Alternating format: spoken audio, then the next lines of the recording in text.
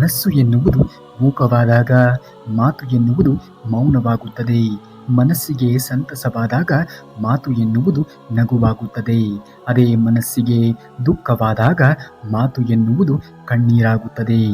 ಮನಸ್ಸಿಗೆ ದುಗುಡವಾದಾಗ ಮಾತು ಎನ್ನುವುದು ಗದ್ಗದಿತವಾಗುತ್ತದೆ. ಹಾಗಾಗಿ ಮಾತುಗಳನ್ನು ಆಡುವಾಗ ಎಚ್ಚರಿಕೆಯನ್ನು ವಹಿಸಬೇಕು. ಪದೇ ಪದೇ ಒಂದೇ ಮನಸ್ಸಿಗೆ ನಿರಂತರವಾಗಿರುವಂತಹ ಪೆಟ್ಟು ಬಿದ್ದರೆ ಆ ಮನಸ್ಸು ಕಲ್ಲಾಗಿ ಮೌನವಾಗಿ ಬಿಡುತ್ತದೆ. ಮತ್ತೆ ಯಾವತ್ತಿಗೂ ಕೂಡ ಆ ಮನಸ್ಸು ಮೊದಲಿನ ರೀತಿಯಲ್ಲಿ ಇರುವುದಕ್ಕೆ ಸಾಧ್ಯವೇ ಇಲ್ಲ. ಒಂದು ಮರೆಯುವುದಕ್ಕೆ ಪ್ರಯತ್ನವನ್ನು ಪಡುತ್ತದೆ, ಇಲ್ಲ ಮರೆಯುವುದಕ್ಕೂ ಆಗದೆ ಕೊನೆಗೆ ಒಂದು ದಿನ ಸತ್ತೇ ಹೋಗುತ್ತದೆ. ನಿಮ್ಮನ್ನ ನೋಯಿಸಿದವರಿಗೆ, ನಿಮ್ಮನ್ನ ಅವಮಾನ ಮಾಡಿದವರಿಗೆ ಸರಿಯಾಗಿ ಬುದ್ಧಿಯನ್ನ ಕಲಿಸಬೇಕು ಅಂದರೆ ಅವರ ವಿರುದ್ಧವೇ ತೊಡೆತಟ್ಟಿ ನಿಲ್ಲಬೇಕು. ಯಾವುದೇ ಕಾರಣಕ್ಕೂ ಕೂಡ ಸೋಲಲು ಹೋಗಬಾರದು. ಯಾವುದೇ ಕಾರಣಕ್ಕೂ ಕೂಡ ಅವರ ಮುಂದೆ ಮಂಡಿ ಊರಲೇಬಾರದು. ನಮ್ಮನ್ನ ಹೀಯಾಳಿಸಿದವರ ಮುಂದೆ ನಾವು ಬೆಳೆದು ತೋರಿಸಬೇಕು. ನಮ್ಮ ಕೈಯಲ್ಲಿ ಏನೂ ಆಗುವುದಿಲ್ಲ ಎಂದು ಹೇಳಿದವರಿಗೆ ನಾವು ಸರಿಯಾಗಿಯೇ ಪಾಠವನ್ನು ನಮ್ಮ ಸಾಧನೆಯ ಮುಖಾಂತರ ಕಲಿಸಬೇಕು. ನಿಮ್ಮನ್ನ ಕಣ್ಣೀರಲ್ಲಿ ಕೈ ತೊಳೆಯುವಂತೆ ಮಾಡಿದವರಿಗೆ ನೀವು ಮುಂದೆ ಎಂದಿಗೂ ಕೂಡ ಅವರು ಊಹೆಯನ್ನು ಕೂಡ ಮಾಡಿರದ ರೀತಿಯಲ್ಲಿ ಬೆಳೆದು ತೋರಿಸಬೇಕು. ನಿಮ್ಮ ಕಣ್ಣೀರನ್ನು ಇಲ್ಲಿ ಯಾರೂ ಕೂಡ ಗಮನಿಸುವುದಿಲ್ಲ. ನಿಮ್ಮ ನೋವನ್ನು ಯಾರೂ ಕೂಡ ಇಲ್ಲಿ ಗುರುತಿಸುವುದೂ ಇಲ್ಲ. ನಿಮ್ಮ ಕಷ್ಟಗಳನ್ನು ದುಃಖಗಳನ್ನು ಯಾರೂ ಕೂಡ ಇಲ್ಲಿ ತೀರಿಸುವುದಕ್ಕೆ ನಾ ಮುಂದೆ ತಾ ಮುಂದೆ ಎಂದು ಬರುವುದೂ ಇಲ್ಲ. ಆದರೆ ಎಲ್ಲರೂ ಕೂಡ ನಿಮ್ಮ ತಪ್ಪುಗಳನ್ನು ಗುರುತಿಸುವಂತಹ ಕೆಲಸದಲ್ಲಿ ಸದಾ ಕಾಲ ಮುಂದೆ ಬಂದೇ ಬರುತ್ತಾರೆ. ಒಂದು ಓಟದಲ್ಲಿ ನಾವು ಪಡೆದುಕೊಳ್ಳುವುದು ಏನೂ ಇಲ್ಲ, ಕಳೆದುಕೊಳ್ಳುವುದು ಕೂಡ ಏನೂ ಇಲ್ಲ. ಹಾಗಂತ ಓಟ ನಿಲ್ಲಿಸುವಂತಿಲ್ಲ. ಆದರೆ ದಡವ ಸಮೀಪಿಸುತ್ತಿದ್ದಂತೆಯೇ ಉಳಿಯುವುದು ನೆನಪುಗಳು ಮಾತ್ರ.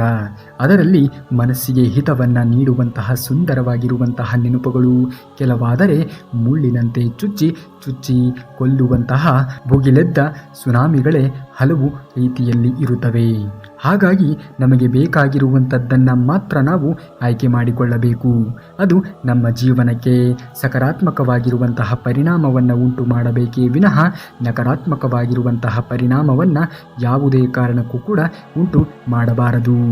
ನಿಮ್ಮನ್ನು ಯಾರೇ ನೋಯಿಸಲಿ ಅವರಿಗೆ ನಿಮ್ಮ ಬೆಲೆ ತಿಳಿಯಬೇಕು ಎಂದರೆ ಈ ಎರಡು ಕೆಲಸಗಳನ್ನು ನೀವು ಜೀವನದಲ್ಲಿ ಮಾಡಲೇಬೇಕು. ನೀವು ಅವರನ್ನು ನಿಮ್ಮ ತಲೆಯಿಂದ ತೆಗೆದು ಹಾಕಿಬಿಡಿ. ಆದರೆ ಅವರು ಮಾಡಿರುವಂತಹ ಅವಮಾನವನ್ನು ಯಾವತ್ತಿಗೂ ಕೂಡ ಮರೆಯಬಾರದು. ಅವರು ಮಾಡಿರುವಂತಹ ಅವಮಾನವನ್ನು ತಲೆಯಲ್ಲಿ ಇಟ್ಟುಕೊಂಡು ಅವರ ಎದುರಿಗೆ ಬೆಳೆದು ನಿಲ್ಲಬೇಕು. ಯಾವ ರೀತಿಯಾಗಿ ಬೆಳೆದು ನಿಲ್ಲಬೇಕು ಎಂದರೆ ಇವತ್ತು ಅವಮಾನವನ್ನು ಮಾಡಿದವರೇ ನಾಳೆಯ ದಿನ ಕರೆದು ಸನ್ಮಾನವನ್ನು ಕೂಡ ಮಾಡಬೇಕು. ಆ ರೀತಿಯಲ್ಲಿ ನೀವು ಬೆಳೆದು ತೋರಿಸಬೇಕು. ನೀವು ಅವರಿಗಿಂತಲೂ ಕೂಡ ಹೆಚ್ಚು ಬೆಳೆದು ತೋರಿಸಬೇಕು. ಅಂತಹ ಹಠವನ್ನು ನಿಮ್ಮಲ್ಲಿ ಇರಿಸಿಕೊಳ್ಳಬೇಕು. ಸೊ ಈ ಒಂದು ಎರಡು ಕೆಲಸಗಳನ್ನು ನೀವು ಮಾಡಿದ್ದೇ ಆದರೆ ಯಾವ ವ್ಯಕ್ತಿಯು ನಿಮ್ಮನ್ನು ನೋವಿನಲ್ಲಿ ನರಳುವಂತೆ ಮಾಡಿದ್ದನೋ ಅವರಿಗೆ ಸರಿಯಾಗಿ ನೀವು ಪಾಠವನ್ನು ಕಲಿಸಿದಂತೆ ಆಗುವುದು. ಏಕೆಂದರೆ ಇಲ್ಲಿ ಯಾರಿಗೂ ಕೂಡ ನಾವು ಅಪಹಾಸ್ಯವನ್ನಾಗಿ ಅಥವಾ ಕೀಳಾಗಿ ನೋಡುವಂತಹ ಧೋರಣೆಯನ್ನು ಮೈಗೂಡಿಸಿಕೊಳ್ಳಬಾರದು. ಏಕೆಂದರೆ ಯಾರು ಯಾವಾಗ ಹೇಗೆ ಬದಲಾವಣೆ ಆಗುತ್ತಾರೆ ಎನ್ನುವುದನ್ನು ಯಾರಿಂದಲೂ ಕೂಡ ಊಹೆ ಮಾಡಲು ಸಾಧ್ಯವಿಲ್ಲ. ಒಂದು ದಿವಸಕ್ಕೆ 3 ನೆರಳಂತೆ. ಹಾಗೆಯೇ ಕತ್ತಲು ಬಂದ ಮೇಲೆ ಬೆಳಕು ಎನ್ನುವುದು ಬರಲೇಬೇಕು. ಬೆಳಕು ಕಳೆದ ಮೇಲೆ ಕತ್ತಲು ಎನ್ನುವುದು ಬರಲೇಬೇಕು. ಸೊಸೆಗೊಂದು ಕಾಲ, ಅತ್ತೆಗೊಂದು ಕಾಲ ಎಂದು ಹೇಳುತ್ತಾರೆ. ಹಾಗಾಗಿ ಕಾಲ ಅವರದ್ದಾಗಿದ್ದಾಗ ನೀವು ಸುಮ್ಮನೆ ಇದ್ದ ಬಿಡಿ. ನಿಮ್ಮ ಕಾಲವೂ ಕೂಡ ಬಂದೇ ಬರುತ್ತದೆ ಎನ್ನುವುದನ್ನು ಯೋಚನೆ ಮಾಡಿ. ಯಾರ ವಿಷಯದಲ್ಲಿಯೂ ಕೂಡ ಯಾವ ವಿಷಯದಲ್ಲಿಯೂ ಕೂಡ ಅತಿಯಾಗಿ ಇರುವಂತಹ ಆತ್ಮವಿಶ್ವಾಸವನ್ನು, ನಂಬಿಕೆಯನ್ನು, ಪ್ರೀತಿಯನ್ನು ಇಟ್ಟುಕೊಳ್ಳುವುದು ಒಳ್ಳೆಯದಲ್ಲ. ಏಕೆಂದರೆ ಯಾರು ಯಾವಾಗ ಹೇಗೆ ಜೀವನದಲ್ಲಿ ಬದಲಾಗುತ್ತಾರೆ ಎಂದು ಹೇಳಲು ಸಾಧ್ಯವಿಲ್ಲ ನೋಡಿ. ಹಾಗಾಗಿ ಅತಿಯಾದರೆ ಅಮೃತವೂ ಕೂಡ ವಿಷವಾಗುವಂತೆ ಯಾರ ಮೇಲೆಯೂ ಕೂಡ ಅತಿಯಾದ ಭರವಸೆಯನ್ನು, ನಂಬಿಕೆಯನ್ನು ಇಟ್ಟುಕೊಳ್ಳುವುದು ಒಳ್ಳೆಯದಲ್ಲ. ಇಲ್ಲಿ ನಿಮ್ಮನ್ನು ಸರಿಯಾಗಿ ಅರ್ಥ ಮಾಡಿಕೊಳ್ಳುವುದಿಲ್ಲವೋ ಅಲ್ಲಿಂದ ನೀವು ದೂರ ಉಳಿಯಬೇಕು. ಅದು ಒಬ್ಬರ ಮನೆಯಲ್ಲಿ ಆದರೂ ಸರಿ, ಒಬ್ಬರ ಮನಸ್ಸಿನಲ್ಲಿ ಆದರೂ ಕೂಡ ಸರಿ. ನಿಮ್ಮನ್ನ ಚೆನ್ನಾಗಿ ಅರ್ಥ ಮಾಡಿಕೊಳ್ಳುವಂತಹ ವ್ಯಕ್ತಿ ಬಡವನಾಗಿ ಇದ್ದರೂ ಕೂಡ ಪರವಾಗಿಲ್ಲ, ಅಂಥವರ ಬಳಿಯಲ್ಲಿ ನೀವು ಹೋಗಬೇಕು. ಏಕೆಂದರೆ ಅಲ್ಲಿ ನಿಮ್ಮ ಗುಣಕ್ಕೆ ಮಹತ್ವವೇ ಹೊರತು ನಿಮ್ಮ ದುಡ್ಡಿಗಾಗಲಿ ನಿಮ್ಮ ಐಶ್ವರ್ಯಕ್ಕಾಗಲಿ ಮಹತ್ವ ಎನ್ನುವುದು ಇರುವುದಿಲ್ಲ. ನಿಮ್ಮ ಶಬ್ದಗಳಿಗೆ ಬೆಲೆ ಇರುವುದಿಲ್ಲವೋ, ನಿಮ್ಮ ಮಾತಿನಿಂದ ಯಾರ ಮನಸ್ಸಿಗಾದರೂ ನೋವು ಉಂಟಾಗುತ್ತದೆ ಎನ್ನುವುದಾದರೆ ಆ ಕ್ಷಣದಿಂದಲೇ ಆ ದಾರಿಯಲ್ಲಿ ನೀವು ಹೋಗಬಾರದು. ನೀನು ಯಾವುದೇ ಸೇಡನ್ನ ತೀರಿಸಿಕೊಳ್ಳುವಂತಹ ಅವಶ್ಯಕತೆಯೇ ಇಲ್ಲ. ಕೇವಲ ಒಂದು ಹೆಜ್ಜೆ ಹಿಂದಿಟ್ಟು ಕಾದು ನೋಡು. ನಿನ್ನನ್ನು ನೋವಿನಿಂದ ನರಳುವಂತೆ ಮಾಡಿದವರು ಕೂಡ ಕ್ರಮೇಣವಾಗಿ ತಮ್ಮನ್ನ ತಾವೇ ನೋವಿನಿಂದ ನರಳಿಸಿಕೊಳ್ಳುವಂತಹ ಕಾಲ ಬಂದೇ ಬರುತ್ತದೆ. ಈಗಿನ ಕಾಲಮಾನ ಹೇಗೆ ಅಂದರೆ, ಯಾರು ಏನನ್ನ ಮಾಡುತ್ತಾರೆಯೋ ಅವರು ಅದೇ ಜೀವನದಲ್ಲಿ ಅನುಭವಿಸಿ ಹೋಗಬೇಕಾಗುತ್ತದೆ. ಇಂದು ನೀನು ಏನನ್ನ ಕಳೆದುಕೊಂಡಿರುವೆಯೋ ನಾಳೆ ಅದಕ್ಕಿಂತಲೂ ಕೂಡ ಶ್ರೇಷ್ಠವಾಗಿರುವುದನ್ನು ಪಡೆಯುವಂತಹ ಸಮಯ ಬಂದೇ ಬರುತ್ತದೆ. ಆದರೆ ಕೊಂಚ ತಾಳ್ಮೆ ಎನ್ನುವುದು ನಿಮ್ಮಲ್ಲಿರಬೇಕು. ನಾವು ಧರಿಸುವಂತಹ ವಸ್ತ್ರದ ಬಗ್ಗೆ ತುಂಬ ಕಾಳಜಿಯನ್ನು ವಹಿಸುತ್ತೇವೆ. ಯಾವ ವಸ್ತ್ರ ಧರಿಸಿದರೆ ಸುಂದರವಾಗಿ ಕಾಣುತ್ತೇವೆ ಎಂದು ಯೋಚನೆಯನ್ನು ಮಾಡುತ್ತೇವೆ. ಆದರೆ ನಾವು ಯಾವ ಕಾರ್ಯವನ್ನು ಮಾಡಿದರೆ ಭಗವಂತನ ಪ್ರೀತಿಗೆ ನಾವು ಪಾತ್ರರಾಗುತ್ತೇವೆ ಎಂದು ಯಾರೂ ಕೂಡ ಯೋಚನೆಯನ್ನು ಮಾಡುವುದಿಲ್ಲ. ಒಂದು ವೇಳೆ ನೀವು ಭಗವಂತನ ಪ್ರೀತಿಗೆ, ಭಗವಂತನ ಕರುಣೆಗೆ ಪಾತ್ರರಾಗುವಂತಹ ಕೆಲಸಗಳನ್ನು ನಿಮ್ಮ ಜೀವನದಲ್ಲಿ ಅಳವಡಿಸಿಕೊಂಡು ಬಂದರೆ ನೀವು ನಿಜವಾಗಿಯೂ ಕೂಡ ಸ್ವರ್ಗಸ್ಥರಾಗುತ್ತೀರಾ. ಪ್ರಾರ್ಥನೆ ಮತ್ತು ನಂಬಿಕೆ ಎರಡೂ ಕೂಡ ಕಣ್ಣಿಗೆ ಕಾಣದೇ ಇರಬಹುದು, ಆದರೆ ಅಸಾಧ್ಯವಾದದ್ದು ಯಾವುದು ಕೂಡ ಇಲ್ಲ. ಯಾರಿಗಾದರೂ ಏನಾದರೂ ಕೊಡಬೇಕು ಅಂತ ನಿಮಗೇನಾದರೂ ಅನಿಸಿದರೆ ಅವರಿಗೆ ಅದರ ಬೆಲೆ ಗೊತ್ತಾದರೆ ಮಾತ್ರ ಕೊಡಿ. ಅದನ್ನು ಉಳಿಸಿಕೊಳ್ಳುವಂತಹ ರೀತಿ ಅವರಿಗೆ ಗೊತ್ತಿರಬೇಕು. ಇಲ್ಲವಾದರೆ ನೀವು ಕೊಟ್ಟಿರುವಂತಹ ವಸ್ತು ಬೆಲೆ ಅವರಿಗೆ ತಿಳಿಯಲು ಸಾಧ್ಯವೇ ಆಗುವುದಿಲ್ಲ. ಜೀವನದಲ್ಲಿ ಗೋಣಿ ಚೀಲ ಇದ್ದಂತೆ ಚೆನ್ನಾಗಿದ್ದಾಗ ಎಲ್ಲವನ್ನ ತುಂಬಿ ಅಟ್ಟಕ್ಕೆ ಏರಿಸುವವರು, ಇಲ್ಲದಿದ್ದಾಗ ಹರಿದಾಗ ಕಾಲಿಗೆ ಹೇಗೆ ಹಾಕಿ ತುಳಿಯುತ್ತಾರೆಯೋ ಆ ರೀತಿಯಲ್ಲಿ ನಾವು ಚೆನ್ನಾಗಿ ಇಲ್ಲದೆ ಇರುವಾಗ ಅವರ ಕಾಲಿಗೆ ಹಾಕಿ ತುಳಿಯುವವರು. ನಾಳೆಯ ಒಳಿತಿಗಾಗಿ ಇಂದಿನ ಕೆಲ ಸಮಯವನ್ನು ಮೀಸಲು ಇಡುವುದು ತಪ್ಪಲ್ಲ, ಆದರೆ ಬರೀ ನಾಳೆಯ ಚಿಂತೆಯಲ್ಲಿ ಇಂದಿನ ಸಂತೋಷದ ಕ್ಷಣಗಳನ್ನು ಕಳೆದುಕೊಳ್ಳುವುದು ನಿಜವಾಗಿಯೂ ಕೂಡ ತಪ್ಪು. ಹಾಗಾಗಿ ಅಂತಹ ಕೆಲಸವನ್ನು ನೀವು ಮಾಡಲು ಹೋಗಬಾರದು. ಪ್ರತಿಯೊಂದು ಕ್ಷಣವನ್ನು ಕೂಡ ನೀವು ಅನುಭವಿಸುವಂಥವರಾಗಬೇಕು. ಇನ್ನೊಬ್ಬರ ಭಾವನೆಗಳನ್ನು ಅರ್ಥ ಮಾಡಿಕೊಳ್ಳದೇ ಇರುವಂತಹ ವ್ಯಕ್ತಿಗೆ ತನ್ನ ತಪ್ಪಿನ ಅರಿವು ಎನ್ನುವುದು ಎಂದಿಗೂ ಕೂಡ ಆಗಲು ಸಾಧ್ಯವೇ ಇಲ್ಲ. ಹಾಗಾಗಿ ನಾವು ಎಲ್ಲವನ್ನೂ ಕೂಡ ಪಡೆದುಕೊಂಡಿದ್ದೇವೆ ಎಂದೇನೂ ಅಲ್ಲ. ಮನುಷ್ಯ ಅಂದ ಮೇಲೆ ತಪ್ಪುಗಳು ಆಗುವುದು ಸಹಜ. ಆದರೆ ಆ ತಪ್ಪು ನಡೆದಾಗ ನೀವು ತಿದ್ದಿ ನಡೆದುಕೊಳ್ಳುವುದು ತುಂಬಾ ಮುಖ್ಯವಾಗುತ್ತದೆ. ಒಳ್ಳೆಯವರಿಗೆ ಒಳ್ಳೆಯತನವೇ ಶತ್ರುವಾಗಬಹುದು, ಆದರೆ ಅದೇ ಕೆಟ್ಟವರಿಗೆ ಕೆಟ್ಟತನವೇ ಒಳ್ಳೆಯದಾಗುತ್ತದೆ. ಅದೆಷ್ಟೇ ಕಷ್ಟಗಳು ಬಂದರೂ ಕೂಡ ಸರಿ, ಧೈರ್ಯವನ್ನು ಕಳೆದುಕೊಳ್ಳಬಾರದು. ಉದರಿದಂತಹ ಎಲೆಗಳು ಎಂದಿಗೂ ಕೂಡ ಬೇರನ್ನು ಅಲಗಾಡಿಸಲು ಸಾಧ್ಯವೇ ಇಲ್ಲ. ಹಾಗಾಗಿ ಜೀವನದಲ್ಲಿ ಕಷ್ಟಗಳು ಬರುತ್ತವೆಯೇ ವಿನಃ ನಿಮ್ಮನ್ನು ಅವು ಏನೂ ಕೂಡ ಮಾಡುವುದಕ್ಕೆ ಸಾಧ್ಯವೇ ಇಲ್ಲ. ನೀವು ಧೈರ್ಯವನ್ನು ತೆಗೆದುಕೊಂಡು ಆ ಎಲ್ಲ ಕಷ್ಟಗಳನ್ನು ಮೆಟ್ಟಿ ನಡೆಯುವುದನ್ನು ಕಲಿಯಬೇಕು. ಸಮಯ ಕೂಡಿ ಬರುವವರೆಗೂ ಕೂಡ ನಾವು ಬದುಕಿನಲ್ಲಿ ಕಾಯಲೇಬೇಕು. ಆ ಒಳ್ಳೆಯ ಸಮಯ ನಮ್ಮ ಜೀವನದಲ್ಲಿ ಬಂದೇ ಬರುತ್ತದೆ ಎನ್ನುವಂತಹ ಆತ್ಮವಿಶ್ವಾಸ ನಿಮ್ಮಲ್ಲಿರಲಿ. ಎಲ್ಲ ಯುದ್ಧದಲ್ಲಿ ಸದಾ ಗೆಲ್ಲುವಂತಹ ಸೈನಿಕ ಎಂದರೆ ಸಮಯ ಮತ್ತು ಸಹನೆ. ಹಾಗಾಗಿ ಆ ಸಮಯ ಮತ್ತು ಸಹನೆಯನ್ನು ನಮ್ಮ ಜೀವನದಲ್ಲಿ ಅಳವಡಿಸಿಕೊಳ್ಳೋಣ. ಸತ್ಯವಿದ್ದರೆ ನಂಬಲಾರದ್ದನ್ನು ಹೇಳಬಾರದು. ನೀವು ಎಲ್ಲಿಯವರೆಗೆ ಉಪಯೋಗಕ್ಕೆ ಬರುತ್ತೀರಿಯೋ ಅಲ್ಲಿಯವರೆಗೆ ಜನರು ನಿಮ್ಮನ್ನು ಪ್ರೀತಿಸುತ್ತಾರೆ. ಎಲ್ಲಿ ನೀವು ಅವರ ಉಪಯೋಗಕ್ಕೆ ಬರುವುದಿಲ್ಲ ಎಂದು ಗೊತ್ತಾಗುತ್ತವೆಯೋ ಅವರು ನಿಮ್ಮನ್ನು ದ್ವೇಷ ಮಾಡುವುದಕ್ಕೆ ಶುರು ಮಾಡುತ್ತಾರೆ. ಯಾರೇ ಆಗಲಿ ಬಡಿದೆಬ್ಬಿಸುವಂತಹ ಶಕ್ತಿ ಬದುಕಿಗೆ ಮಾತ್ರ ಇರುವುದು. ಆ ಕಾಲ, ಆ ಸಮಯ, ಸಂದರ್ಭ ಒದಗಿ ಬಂದಾಗ ಎಲ್ಲರನ್ನೂ ಕೂಡ ಬಡಿದೆಬ್ಬಿಸುವುದು. ಇನ್ನೊಬ್ಬರ ಮೇಲೆ ದ್ವೇಷವನ್ನು ಸಾಧಿಸುವುದು ನಾವು ವಿಷವನ್ನು ಕುಡಿದು ಮತ್ತೊಬ್ಬರು ಸಾಯಲಿ ಎಂದು ಕುಳಿತಂತೆಯೇ ಅರ್ಥವಾಗುವುದು. ಇನ್ನೊಬ್ಬರ ಬಗ್ಗೆ ನೀವು ಕೆಟ್ಟದ್ದಾಗಿ ಆಲೋಚನೆಗಳನ್ನು ಮಾಡಿದರೆ ದೇವರು ನಿಮ್ಮ ಬಗ್ಗೆಯೂ ಕೂಡ ಕೆಟ್ಟದ್ದಾಗಿ ಆಲೋಚನೆಗಳನ್ನು ಮಾಡುವಂತಹ ವ್ಯಕ್ತಿಗಳನ್ನು ಹುಟ್ಟಿಸಿ ಇರುತ್ತಾನೆ ಎನ್ನುವುದನ್ನು ಮರೆಯಬಾರದು. ನಾವು ಇತರರಿಗೆ ಏನನ್ನ ಕೊಡುತ್ತೇವೆಯೋ ಅಥವಾ ಇತರರಿಗೆ ಏನನ್ನ ಬಗೆಯುತ್ತೇವೆಯೋ ನಮ್ಮ ಜೀವನದಲ್ಲಿಯೂ ಕೂಡ ಅದು ಸಕ್ರಿಯವಾಗುವುದು. ಕಷ್ಟದ ಸಮಯದಲ್ಲಿ ದೇವರು ಏಕೆ ಸುಮ್ಮನಿದ್ದಾನೆ ಎಂದು ಯೋಚಿಸಬೇಡಿ. ಏಕೆಂದರೆ ಪಾಠ ಕಲಿಸಿರುವಂತಹ ಶಿಕ್ಷಕನು ಕೂಡ ಪರೀಕ್ಷೆಯ ಕೊಠಡಿಯಲ್ಲಿ ಸುಮ್ಮನೆ ಇರುತ್ತಾನೆ ಎನ್ನುವುದನ್ನು ನಾವು ಮರೆಯಬಾರದು. ಜನ ಎಲ್ಲ ಕಡೆಯಲ್ಲೂ ಮಾತನಾಡುತ್ತಾರೆ, ಆದರೆ ಎಲ್ಲಿ ಯಾವಾಗ ಹೇಗೆ ಮಾತನಾಡಬೇಕು ಎನ್ನುವುದನ್ನು ಕಲಿತುಕೊಂಡಿರುವವನು ನಿಜವಾದ ಮಾತುಗಾರ. ಕತ್ತಲಲ್ಲಿ ನೆರಳು ಮಾಯವಾಗುತ್ತದೆ, ಕಷ್ಟದಲ್ಲಿ ಸಂಬಂಧಿಕರು ಅದೇ ರೀತಿಯಲ್ಲಿ ಮಾಯವಾಗುತ್ತಾರೆ. ಒಂದು ವೇಳೆ ನಿನ್ನ ಕಷ್ಟದ ಸಮಯದಲ್ಲಿ ಯಾರಾದರೂ ನಿನ್ನ ಬಳಿಯಲ್ಲಿ ಇದ್ದರೆ ಅವರೇ ನಿನ್ನ ನಿಜವಾದ ಸಂಬಂಧಿಕರು. ದುಷ್ಟನಿಗೆ ಅವಮಾನದ ಭಯವಿಲ್ಲ, ಬುದ್ಧಿವಂತನಿಗೆ ಜೀವನದ ಭಯವೇ ಇಲ್ಲ.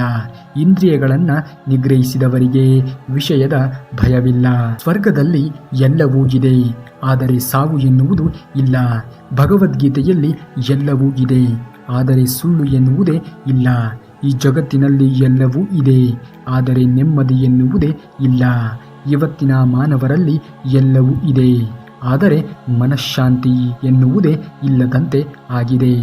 ಎಷ್ಟೇ ಇದ್ದರೂ ಕೂಡ ಏನು ಪ್ರಯೋಜನವಾದೀತು?